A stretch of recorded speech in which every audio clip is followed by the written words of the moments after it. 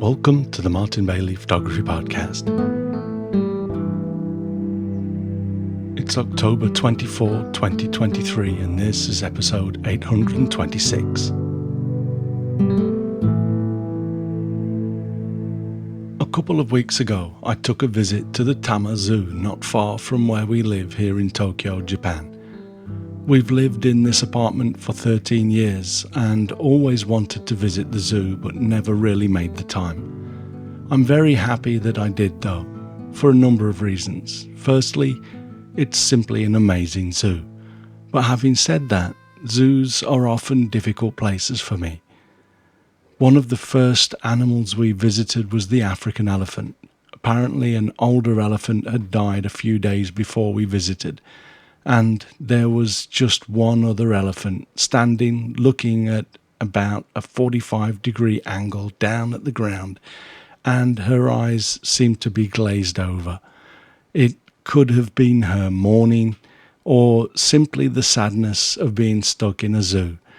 I feel this most from larger animals, but having watched groups of 35 and 50 elephants walk to a waterhole in Namibia earlier this year, I can't help but think how crappy it must feel to be stuck in a zoo compound. Having said that, properly run zoos are helping to raise awareness of the animal kingdom, and in many ways helping to preserve animals. For many people, the option to visit and observe these animals in the natural environment is simply not an option. So I'm in no way against properly run zoos. I do draw the line at privately owned zoos that can, but not always, be simply about making money, or in some cases more about keeping the animal trophies without making enough money to properly look after them. The other reason I really enjoyed the Tama Zoo was because it's in a very natural environment. Many zoos are in a flat area with one animal compound after the next and can be walked around relatively easily and quickly. Not in the Tama Zoo. The area is very hilly and there is a lot of space between each area. Expect to walk a lot if you want to visit every animal, and there is a lot of up and down as well. It was good exercise as well as a lot of fun. I knew before I visited that I was going to process most of the images I came home with in black and white, with a dark background.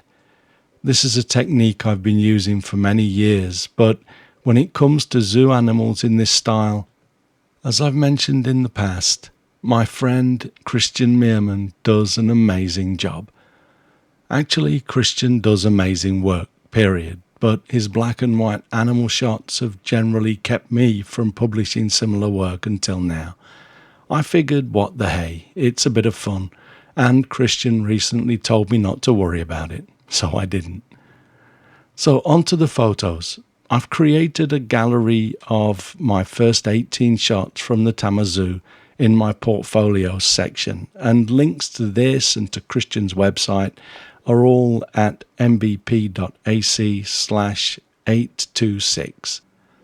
So if you want to simply browse the images on the web, go to that blog post and there's a link to the portfolio in there, or just go to the portfolios link at the top of martinbaileyphotography.com.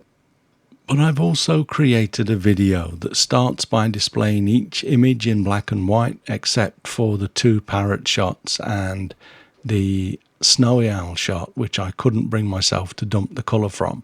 And then I cycle through each image once again, followed by its original unprocessed image.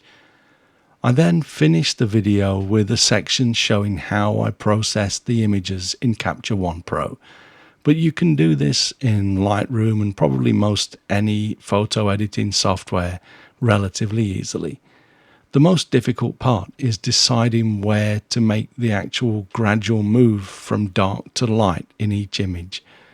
The decision is pretty much down to each individual, and it takes a bit of guts sometimes to commit to a composition that you like. Please excuse the lack of music for the slideshow for now, as I simply couldn't make the time to create something that fit this. If I do get a chance to create something later, I'll update and re-upload the video with music. So again, that is at mbp.ac/826. But before we finish, I'd like to talk about how I shot the images, as it does play a part in the results you'll get. All images were shot with my Canon EOS R5 camera and an RF 100 to 500mm lens, some with a 1.4 times extender fitted. If you look at the EXIF data in the portfolio gallery I posted, you can see the focal length for each image to get an idea of what I was using for each image. I generally used around an f7.1 or f9 aperture.